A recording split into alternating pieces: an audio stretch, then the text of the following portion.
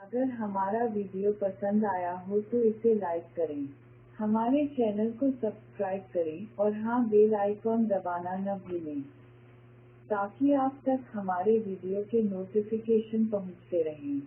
आप अपने सुझाव हमारे कमेंट बॉक्स में दे सकते हैं। हमारे साथ जुड़ने के लिए शुक्रिया। वशिष्यते। ओम शांति शांति शांति। शंकरं शंकराचार्यं केशवं सूत्रभाष्यकृतौ वन्दे भगवन्तौ पुनः पुनः।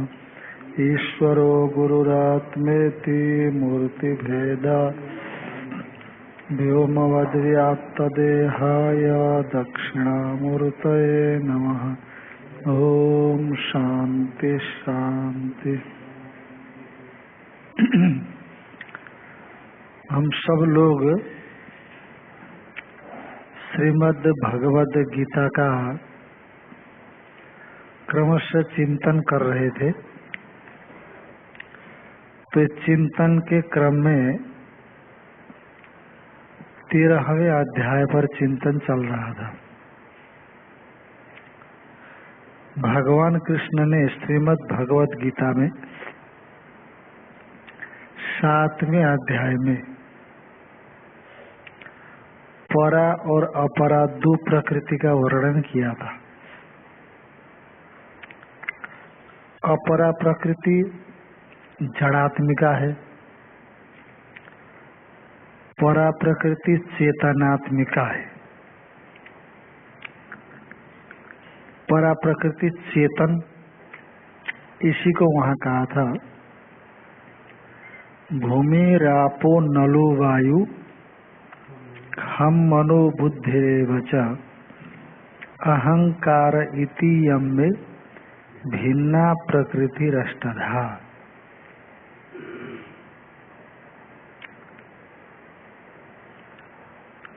अहंकार भूमि रापो नलो वायु अपंचीकृत पंचमहाभूत,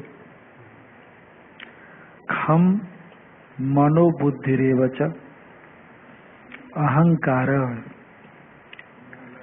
अहंकार का कारण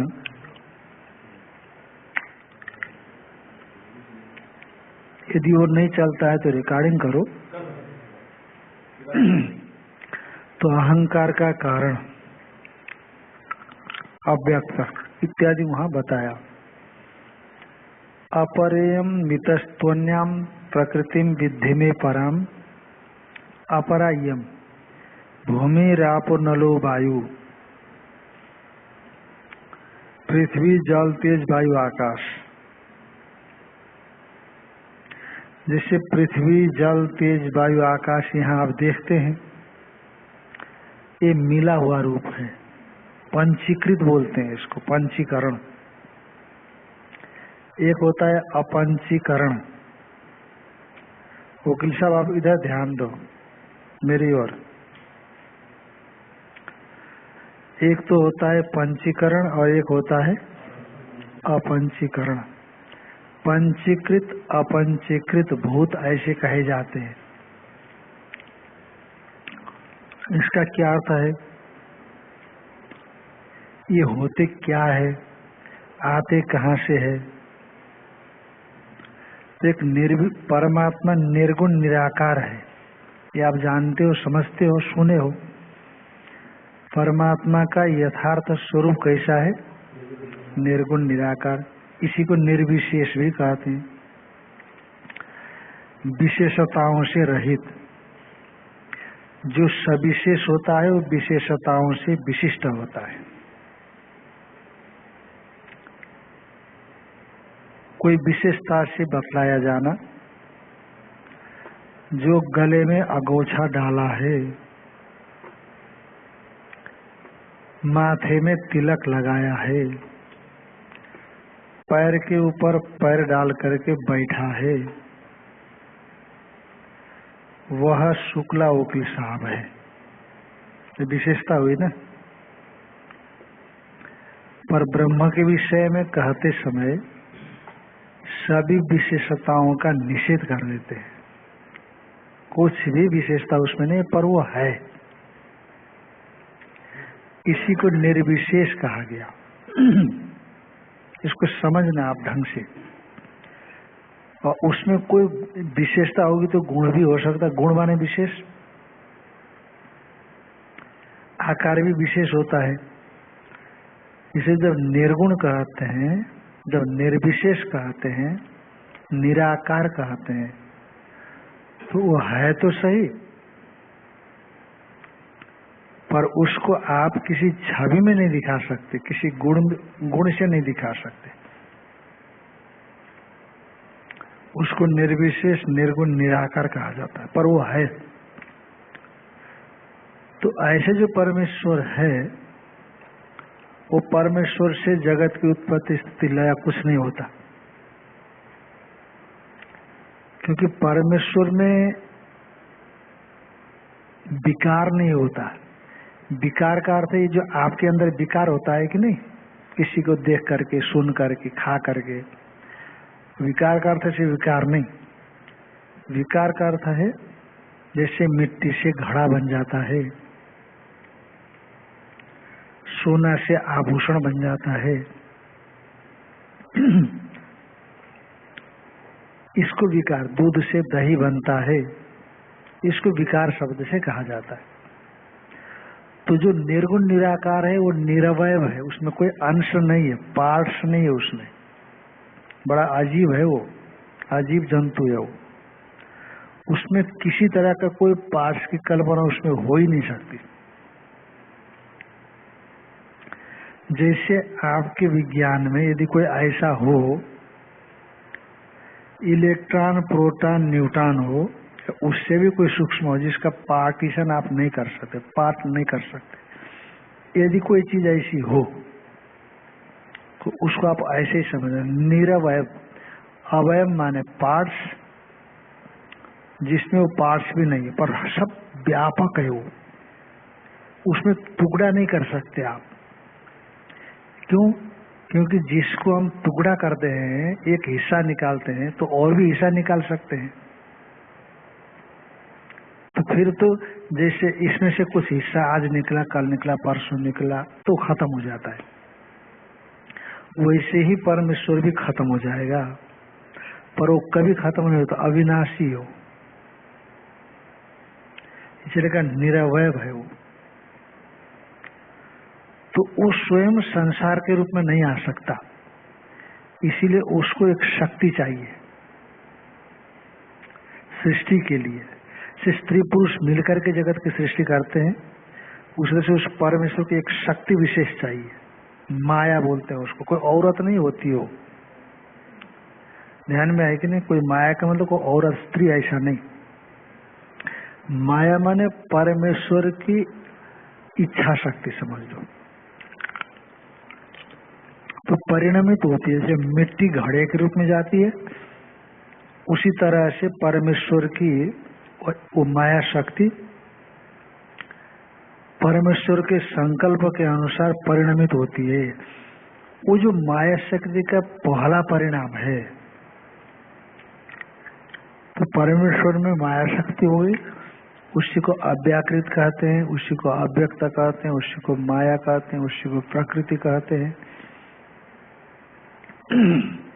ध्यान में है ना? तो उसी प्रकृति में परिणाम होता है, पहला परिणाम। वो प्रकृति सत्व रजत 3 गुण मिल करके बनी हुई है। जैसे रस्सी में 3 लड़ियां होती है ना, 3 लड़ियों से बनी हुई रस्सी हो तो उसमें 3 लड़ियां, 4, 5, 6, 7 लड़ियां होती है। तो हम यहाँ पर 3 लड़ियों की रस्सी को उदाहरण देते हैं, इसीलिए क्योंकि जो प्रकृति है परमेश्वर की शक्ति माया, उसमें सत्वगुण, रजगुण और तमोगुण है। ये तीनों गुणों से विशिष्ट है वो माया, इसीलिए उसको त्रिगुणात्मिका ऐसा कहा जाता है। परमेश्वर की शक्ति को क्या कहते हैं? त्रिगुणात्मिका, 3 गुण वाली, 3 गुण स्वरूप वाली। तो वही जो तीन गुण स्वरूप वाली परमात्मा की शक्ति वह परमात्मा में अवस्थित रही। ये ध्यान देना, क्योंकि सृष्टि दिख रही है ना, इसीलिए परमेश्वर में माया शक्ति की कल्पना हुई, पर सृष्टि नहीं है तो माया शक्ति भी नहीं है। जब किसी का लड़का दिखेगा छोटा, हाँ भाई इसका बाप कौन है, पूछते हैं कोई नहीं, पर लड़का ही नहीं इसका बाप कौन है ऐसे पूछेंगे क्या?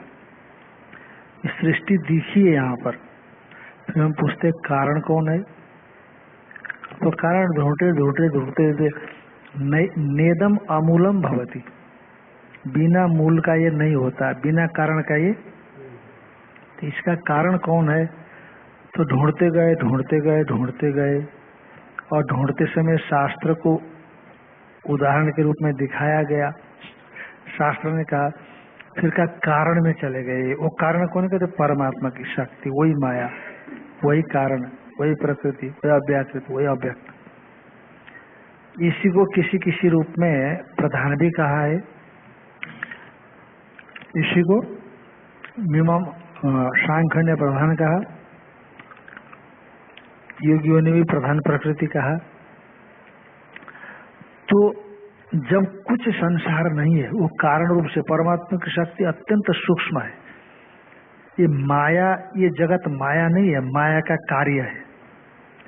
जैसे जब घड़े को उठाते हो तो मिट्टी है तो मिट्टी, पर आप मिट्टी नहीं बोलते उसको, ये मटका है। पूछते हैं किसका है? सोने का भी मटका हो सकता है, सोने का घड़ा हो सकता है कि नहीं, चांदी का भी घड़ा हो सकता है, पीतल का भी घड़ा हो सकता है, सिल्वर का भी घड़ा हो सकता है, एल्यूमिनियम का घड़ा हो सकता है, मिट्टी का हो सकता है। तो कहते मिट्टी का घड़ा है, सोने का घड़ा है, यही बोलते हैं ना, फलाने का घड़ा, ढिकाने का घड़ा है। पर हम सीधा घड़े को उठा करके ये नहीं कहते कि सोना है ये।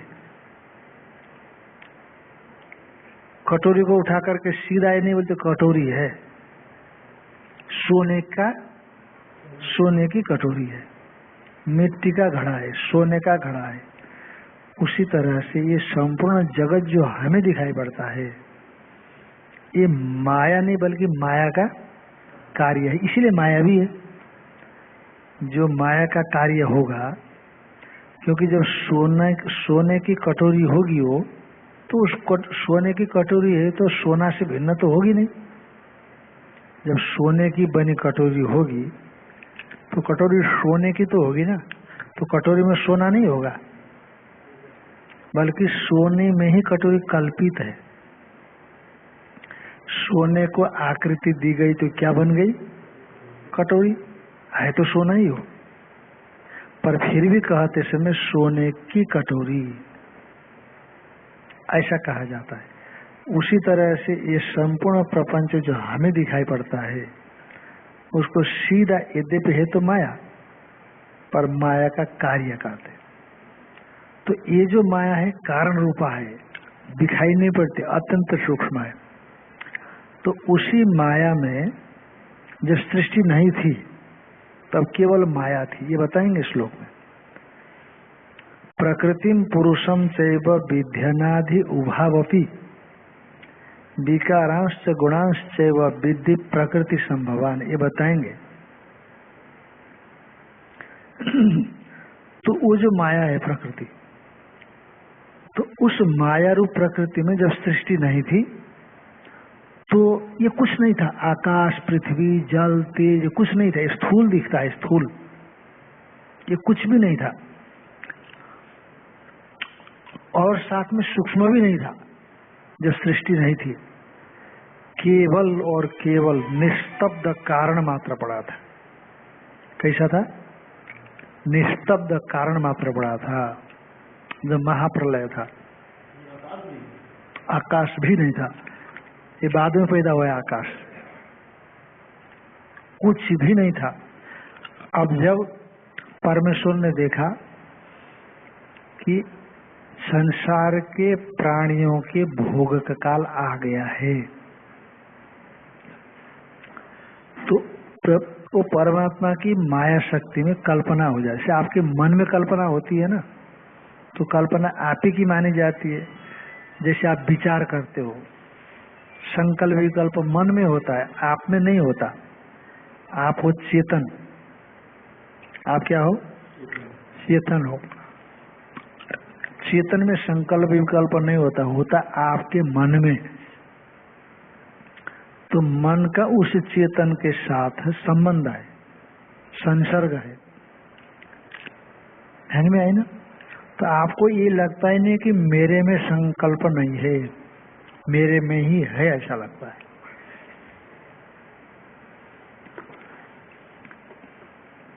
और जो सृष्टि के आरंभ में परमेश्वर है, उसकी भी माया शक्ति से आपका अंतःकरण है, उसी तरह उसका माया शक्ति, वह संकल्प हो गया तो परमेश्वर का ही संकल्प मान लिया गया। जैसे आपके मन का संकल्प होता है तो मन आपसे जुड़ा है, इसलिए आपका संकल्प माना गया।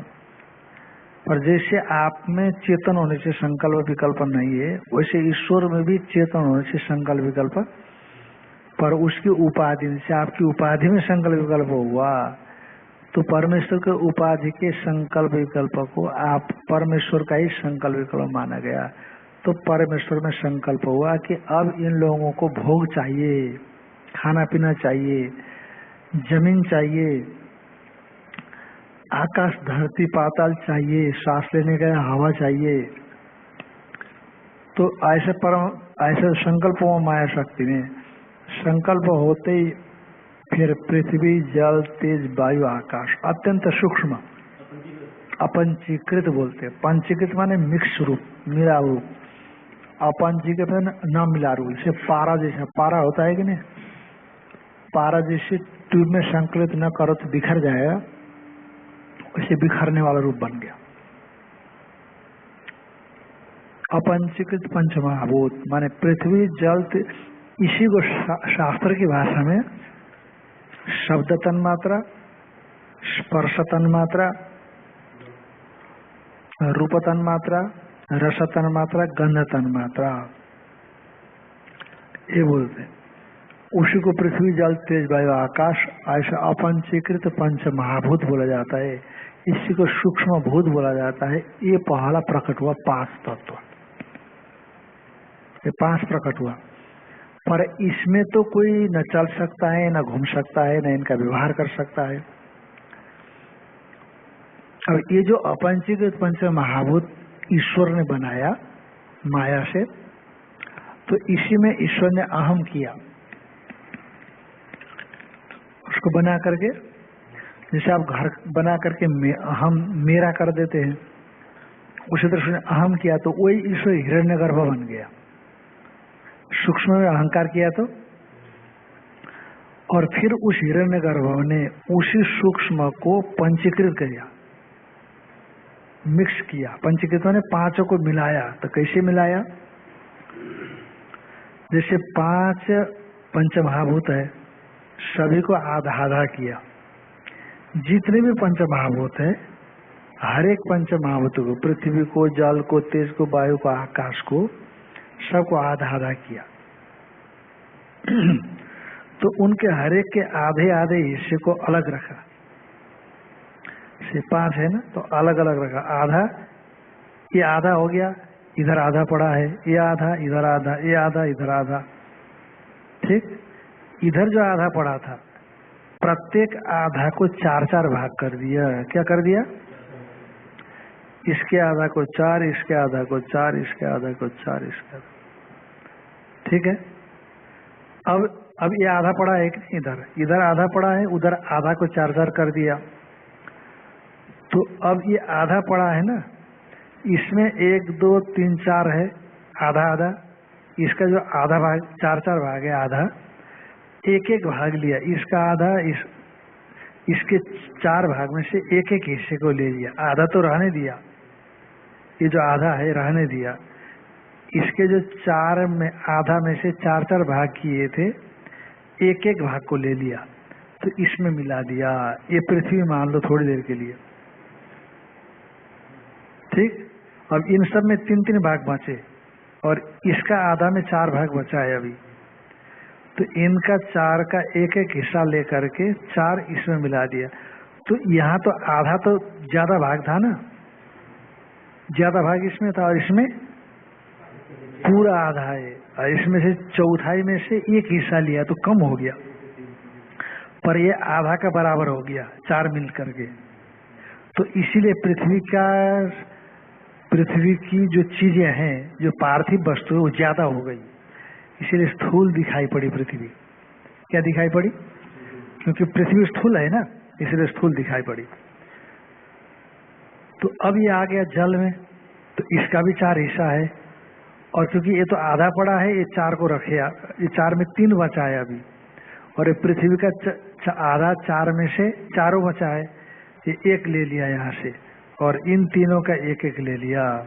तो इसका जल का आधा था, मिला दिया, ये फुल हो गया। तो क्योंकि जल का पूरा आधा भाग है और का चौथाई है, इसलिए ये जल संज्ञा हो गई, उसमें जलीय अंश मजबूत है कि नहीं। और अब इसमें आ गए तो इसमें भी उसी तरह से इनका 1-1 हिस्सा ले लिया, इसका आधा हिस्सा, उसी तरह से इसमें इनका 1-1 हिस्सा आधा, इसमें आए तो सब खत्म हो गया। अब सबका 4-4 हिस्सा इसमें आ गया, आधा ये है। तो आकाश में आधा हिस्सा, इसलिए आकाश हो गया, क्योंकि ज्यादा है ना, ओपन हो गया वो। तो ये स्थूल हो गया। अब ये अंडे आकृति में बने, अंडा आकृति में से पृथ्वी गोल है, उसी तरह से गोलाकार में हो गई। तो उसमें जो अभिमान करने वाला चेतन था, उसको विराट कह दिया। वो अलग नहीं हुआ, ध्यान रखना, वो अलग नहीं हुआ। वो ईश्वर ने अभिमान किया, वही ब्रह्म था, वही ईश्वर हुआ माया उपाधि को होकर के, और जब सूक्ष्म उपाधि होकर के उसी ईश्वर ने सूक्ष्म उपाधि में अहम किया तो हिरण्यगर्भ बना। उसी ने जो ये अपंचीकृत पंच महाभूत में अहम किया तो ये विराट बन गया, है ना। और विराट अंडा के रूप में 1 साल तक पड़ा रहा, जल में पड़ा रहा, वो जल में कारण बारी में पड़ा रहा, समझ लो। और 1 साल के बाद वो ओपन हो गया, वो फूटा, अंडा फूटा, तो उसी में से विराट पुरुष निकला। क्या निकला? विराट पुरुष निकला। सृष्टि का आरंभ की बात है। और उसने देखने का संकल्प किया, उसने जैसे देखा वैसे सूरज प्रकट हो गया। सत्य संकल्प है ये है सत्य संकल्प है। तो ऐसा करके फिर पूरी ये धरती पंचीकृत हो गई, मिलकर इस रंग से मिल करके पंचीकृत हो गई। तो अपंचीकृत और पंचीकृत की बात आप समझ गए। आकाश का भी पंचीकरण, ये जो आकाश हमारे सामने में है, शब्दाश्रयत्वेन, साक्षी भाष्य रूप से वेदांत में, नैयायिकों में शब्दाश्रयत्वेन जो आकाश अनुमेय है, वो आकाश भी पंचीकृत है। हाँ, आकाश से भी अपंचीकरण तो सही में हो गया, अलग अलग किया। तो एक में है ना, आकाश ने किया, फिर वायु से किया, फिर तेज, फिर जल इत्यादि करके कर दिया, पंचीकरण हो गया। तो पंचीकरण होने पर ये पार्थिव जो संसार ये बना, ये जो पंचीकृत है ना, मिला हुआ मिक्स रूप है। इसीलिए पृथ्वी में जल तेज वायु आकाश सभी है, और जल में भी सब है, आकाश में भी सब है, पर दिखाई नहीं पड़ता वो। उसकी मात्रा ज्यादा है और इसकी मात्रा कम है, इसलिए दिखाई नहीं पड़ेगा। जैसे जल धूमिल हो जाए तो साफ पानी नहीं दिखाई पड़ेगा ना उसमें मिल करके, वैसा नहीं दिखाई पड़ता। महाप्रलय के बाद की स्थिति है ये, जब उत्पत्ति होने लगी तब की स्थिति है ये, जब उत्पत्ति होती चली गई तब की ये स्थिति बनती। इस प्रकार से धरती बनी, और धरती में हम लोग व्यक्त हुए तो हमारा शरीर भी इसी तरह से पंचीकृत, हाँ ध्यान में आई ना, पंचीकरण की प्रक्रिया से हमारा शरीर भी बना।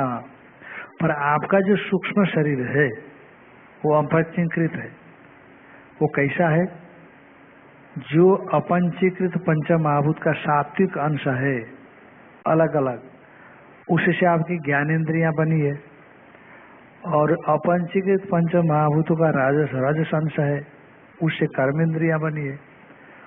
और अपंचीकृत पंच महाभूतों के शुद्ध सात्विक अंश से मिला हुआ अंतःकरण बना, और अपंचीकृत पंचमहाभूत के रजो अंश से जो मिला हुआ रूप प्राण बना, और जो तमो अंश है उससे ये सब कुछ बन गया, भूत इत्यादि स्थूल चीज बन गया। तो अभी हमारे भीतर में तो 17 तत्व का एक लिंग शरीर हो गया। इस शरीर में ये तो पंचीकृत होकर के भूत बन गया, अपंचीकृत में लिंग शरीर।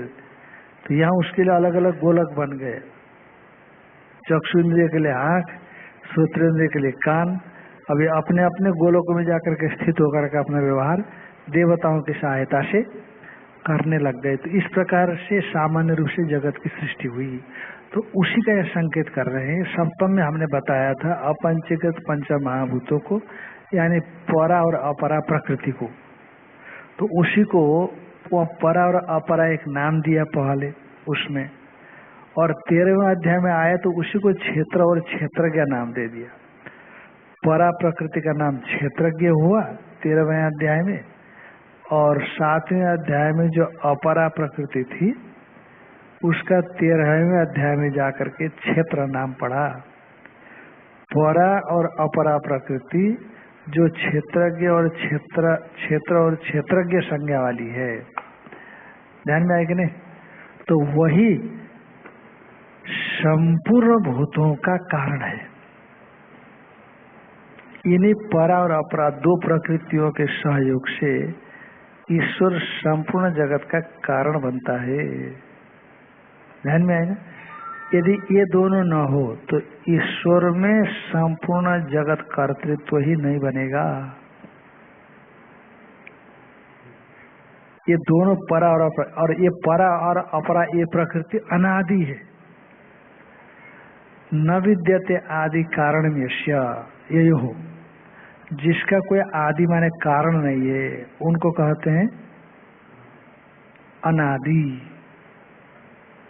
तो ये जो दोनों प्रकृति, इन्हीं दोनों प्रकृतियों के सहयोग से ईश्वर में ईश्वरत्व है, ईश्वर में शासकत्व है। जैसे सरकार चुन करके गई है तो सरकार बना ली गई, पर जो सरकार को चलाने का तंत्र है, यदि वो तंत्र सरकार को सहयोगी नहीं किया, पूरा तंत्र में फौज भी सरकार का है, दूसरे तमाम तरह की एजेंसियां भी सरकार की है, खुफिया एजेंसियां, और प्रत्येक प्रकार का तंत्र, यदि वो तंत्र सहयोग नहीं करेगा सरकार का, तो सरकार क्या करेगी? इन तंत्रों के सहयोग से सरकार शासन करती है, तभी उस सरकार का सरकारत्व है ना? यदि जो जो विभाग है और विभागों में जो जो भी कर्मचारी लोग हैं, कल्पना करिए सब ने हड़ताल कर दिया, स्ट्राइक कर दी, सब टोटल जितने भी है केंद्रीय कार्यालय में ऊपर से लेकर के नीचे तक जितने भी मंत्रालय के अधिकारी कर्मचारी हैं, उन सब ने हड़ताल कर दी कि हमको सरकार को सहयोग करना ही नहीं है ना। अब फौज ने कर दिया, पुलिस ने कर दिया, खुफिया एजेंसियों ने कर दिया, हर एक विभाग ने कर दिया, तो इनको रिजाइन करना पड़ेगा कि नहीं? कैसे चलाएंगे शासन? किसी न किसी मजबूरी से सब बंधे हैं, इसीलिए काम कर रहे हैं। सही बात, काम करना पड़ता है, डंडे मार करके काम लिया जाता है। आप खुश तो नहीं है? खुश नहीं ना? अब सुबह पाठ पूरा होने में 15 मिनट लगता है तो ये भाग जाता है, मजबूरी है, नहीं तो एब्सेंट लग जाएगा तो पैसा कटेगा, मजबूरी है कि नहीं? तो पर यदि पूरा का पूरा तंत्र ही सहयोग न करे सरकार को, जैसे स्वतंत्रता आंदोलन, असहयोग आंदोलन हुआ, तो अंग्रेजों को ऐसे थोड़ी छोड़ करके चले गए, मजबूरी में छोड़ करके गए। तो सर सरकार को भी झुकना पड़ेगा। मैंने सर कहने का मतलब यहाँ तो सरकार झुकेगी, पर ईश्वरीय शासन में ईश्वर नहीं झुकता, क्योंकि ईश्वर का संकल्प इतना मजबूत है कि सबको करना ही पड़ता है। जब यहाँ भी सरकार के लिए भी सबको करना ही पड़ता है, तो हमने इतना अधिकार संविधान और कानून में दे रखा है कि सरकार कम ही झुकती है, हम ही को झुकना पड़ता है ज्यादातर। हम ही ने उनको बनाया है और वो हम ही को झुकाते, हम ही पर डंडा चलाती है, हमने डंडा उनको पकड़ाया है। क्योंकि ये व्यवस्था तंत्र चलाने के लिए जरूरत है, तंत्र चलाने के लिए ये उसके बिना नहीं चलता। पर यहाँ तो कदाचित सरकारें झुक भी जाती है, पर ईश्वरीय तंत्र में जो ईश्वर नहीं झुकता है कि नहीं, इसलिए ईश्वर का ईश्वरत्व, ईश्वर का प्रशासकत्व, ये इन दो प्रकृतियों की वजह से, कौन, परा और अपरा, क्षेत्र और क्षेत्र के लक्षण। बस ईश्वर संपूर्ण संसार की भूतों का कारण होता है। किस वजह से? इन्हीं क्षेत्र और क्षेत्रज्ञ रूप जो प्रकृति द्वय, ये कारण है संपूर्ण भूतों का, और इससे ईश्वर में ईश्वर सत्ता है। इसी बात को यहाँ पर ये 19वें श्लोक से हम विचार करेंगे, ये चलेगा। तो इसी को कह रहे हैं, सप्तम अध्याय में ईश्वर की दो प्रकृतियां बताई गई, परा और अपरा, और उसी को 13वें अध्याय में क्षेत्र और क्षेत्र के लक्षण, ईश्वर की दो प्रकृतियां बताई गई।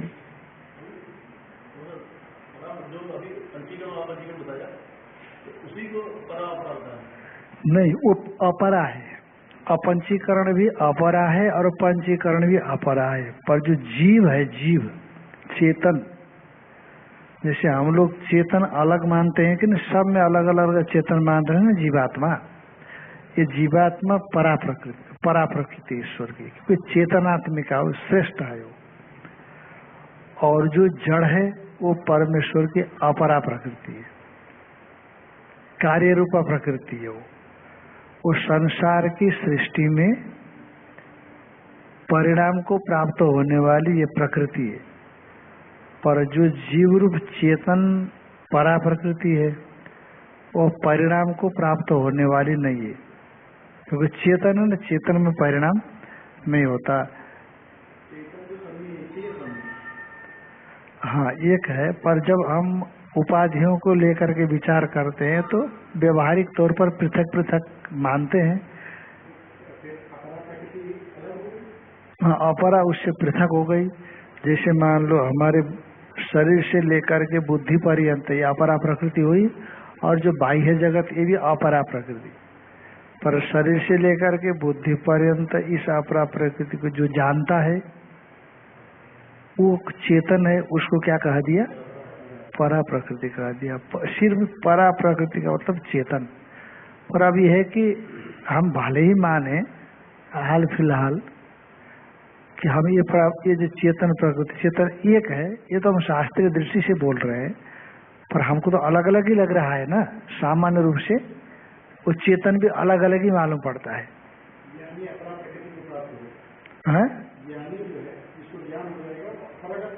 नहीं, अपरा प्रकृति उसके सामने बाधित हो जाती है। वो परा प्रकृति, यदि हम परा प्रकृति जीव लेते हैं चेतन, तो चेतन का जो वास्तविक स्वरूप है, अद्वितीयता, असंगता, निरवयवता, उस रूप को प्राप्त कर लेता है। वो निर्गुण निराकार जो चेतन परा प्रकृति है, उस परा प्रकृति को प्राप्त करता है, क्योंकि शोधन करना पड़ता है, तो पदार्थ का शोधन करना पड़ता है, तो ऐसा हो जाता है। तो इन्हीं दो परा और अपरा प्रकृति, ये परा प्रकृति ही जगत के कारण है। जिसे स्त्री पुरुष से संतान पैदा हो जाती है, उसी तरह से परा और अपरा प्रकृति के माध्यम से जगत का विस्तार होता है। और ये जो जगत का विस्तार होता है, परा और अपरा प्रकृति ये स्वतंत्र नहीं है, ये ईश्वर के अधीन काम करते हैं, ईश्वर के नियंत्रण में काम करते हैं। इसीलिए इन्हीं को लेकर के संसार का सृजन ईश्वर करता है, इसीलिए ईश्वर की ईश्वरता है। ध्यान में आई ना? तो ये बातें बताई जाएंगी, इसको हम लोग कल देखेंगे। ईश्वर वास्तव में स्वतंत्र कारण नहीं हो सकता। ईश्वर जो है ना, स्वतंत्र कारण नहीं है, परा और अपरा प्रकृति के सहयोग से ही ईश्वर संपूर्ण प्राणियों के प्रति शासन करता है। जैसे मोदी जी सब पर शासन करते हैं, प्रधानमंत्री को बहुत बड़ा अधिकार है, पर सीधा शासन नहीं कर सकते। कहीं कलेक्टर के जरिए शासन करते हैं, कहीं गवर्नर के जरिए शासन करते हैं, कहीं मुख्यमंत्रियों के जरिए। तंत्र ने जो भी उपाय दिया है उसके हिसाब से वो शासन करते हैं, स्वतंत्र। यद्यपि शासक वही है, परंतु इनके जरिए वो शासन करते हैं। उसी तरह से परमेश्वर भी परा और अपरा ये दो प्रकृतियों के सहयोग से ही जगत पर शासन करता है, और जगत को उत्पन्न करने में भी वो कारण है। इसी चीज को यहाँ बता रहे थे कि क्षेत्र क्षेत्रज्ञ प्रकृति द्वय योनित्वम कथम भूतानां, कि क्षेत्र और क्षेत्रज्ञ रूप प्रकृति द्वया यह कारण है संपूर्ण भूतों का, ये कैसे? तो उसको बताते हैं अधुना उच्यते प्रकृतिम पुरुषम चैव विद्यनादि उभावपि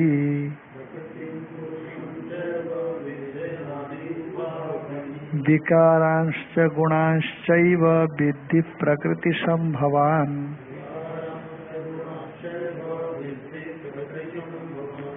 प्रकृतिम पुरुषम चैव, प्रकृति और पुरुष। प्रकृति माने वो अपरा प्रकृति, अपरा प्रकृति सूक्ष्म स्थूल दोनों ले लेना, और पुरुष माने चेतन परा प्रकृति। अपरा प्रकृति ईश्वर की शक्ति है। हाँ, माया माने अपरा प्रकृति है, और परा माने चेतनात्मक का जीव जो है ना, ये जीव जिसको हम जीव संज्ञा से कहते हैं, वो चेतन, जीव में चेतनता आ गई ना, वो चेतनता परा प्रकृति है। और ये जो जो चेतन को छोड़ करके हमारा सूक्ष्म शरीर है या स्थूल शरीर है या जो बाह्य जगत है, ये सब के सब अपरा प्रकृति में आ गई, क्षेत्र कोटि में आ गई। माया भी अपरा प्रकृति, पर माया से अपंचीकृत पंच महाभूत को बनाता है ईश्वर, फिर अपंचीकृत पंच महाभूतों का पंचीकरण करेगा, फिर वहां से सृष्टि का विस्तार हो जाता है ना। इसीलिए अब जब हम कहते हैं कि प्रकृति और पुरुष से सृष्टि करता है परमेश्वर, सभी भूतों का कारण अपरा प्रकृति है, तो फिर ये जो परा और अपरा प्रकृति कार्य रूप में आ चुकी होगी। क्या होगी? कार्य रूप में, क्योंकि जो अपरा प्रकृति रूपा है माया, समझ लीजिए, वो माया तो अपंचीकृत पंचमहाभूत बनी, फिर अपंचीकृत पंचमहाभूत से वही, क्योंकि कोई भी कार्य जब किसी कारण से पैदा होता है तो कारण को नहीं छोड़ता हो। जैसे मिट्टी से घड़ा बन जाए तो मिट्टी को छोड़ नहीं सकता घड़ा, क्योंकि यदि घड़ा मिट्टी को छोड़ देगा तो रहेगा क्या? आभूषण जो सोने का बना है वो सोने को छोड़ देगा तो बचेगा क्या? है कि नहीं? क्योंकि उस आभूषण में, वो सोने में आभूषण कल्पित है कि नहीं? तो उसी तरह से मूल कारण तो रहेगा ही। ईश्वर की माया शक्ति रूप जो कारण है, वो कारण तो अपंचीकृत पंच महाभूत सूक्ष्म भी रहेगी, और जो सूक्ष्म है वो स्थूल प्रपंच में भी रहेगा, परंतु व्यवहार में फिर बार बार उस कारण को नहीं कहा जाता, सूक्ष्म या स्थूल को ही कहा जाता है। इसलिए चाहे कारण हो, चाहे सूक्ष्म हो, चाहे स्थूल हो, ये सब के सब अपरा परमात्मा की प्रकृति है। जैसे शरीर है, लिंग शरीर, सूक्ष्म शरीर है, इसमें भी कारण अनुस्यूत है, इसमें भी कारण अनुस्यूत है, कारण इसमें अवस्थित है। उसी कारण में ही ये स्थूल सूक्ष्म दोनों व्याप्त होकर के रहते हैं, क्योंकि मूल तो कारण है, और मूल ही नहीं रहेगा तो ये दोनों बचेंगे कैसे, रहेंगे कैसे? वो नहीं रह सकते। इसलिए ये सब के सब चेतन को छोड़ करके सबको क्या कहा जाएगा? अपरा प्रकृति। और चेतन जानने वाला दृष्टा वो जो होगा वो परा प्रकृति। अब यह परा प्रकृति को जीव रूप में लिया, किस रूप में लिया? यह क्षेत्र के रूप में लिया, और वहाँ 7वें अध्याय में जीव रूप से लिया। अपरा प्रकृति को वहां पर जो है अपरा रूप से ले लिया और यहाँ क्षेत्र इस रूप में ले लिया, पर चीज एक ही है दोनों जगह पर। क्षेत्र के लक्षण जो परा और अपरा प्रकृति सभी जो भूत है वो भूतों का कारण है। कैसे कारण है आपको ये बताया जाना चाहिए। और इन्हीं दो परा और प्रकृति, क्षेत्र के लक्षण प्रकृति, इन्हीं प्रकृतियों से ही ईश्वर में जगत कारणता सिद्ध होगी। यदि ये दो प्रकृतियां नहीं है तो ईश्वर को जगत का कारण आप बता भी नहीं सकते। तो ये चीजें बतलाई जानी है। तो आप इसका मंथन करो, इसका मनन करो, घर में जाकर के विचार करो और फिर थोड़ा सा रिकॉर्डिंग को सुन लो। फिर आगे जो श्लोक है उस श्लोक का व्याख्यान कल करेंगे। बोलिए सच्चिदानंद भगवान की।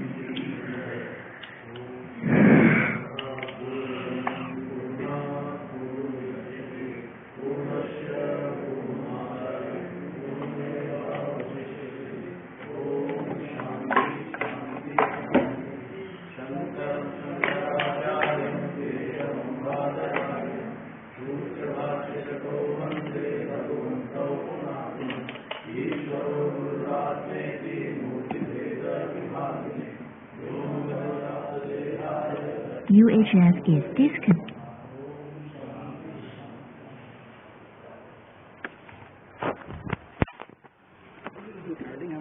अगर हमारा वीडियो पसंद आया हो तो इसे लाइक करें, हमारे चैनल को सब्सक्राइब करें और हाँ बेल आइकॉन दबाना न भूलें ताकि आप तक हमारे वीडियो के नोटिफिकेशन पहुंचते रहें। आप अपने सुझाव हमारे कमेंट बॉक्स में दे सकते हैं। हमारे साथ जुड़ने के लिए शुक्रिया।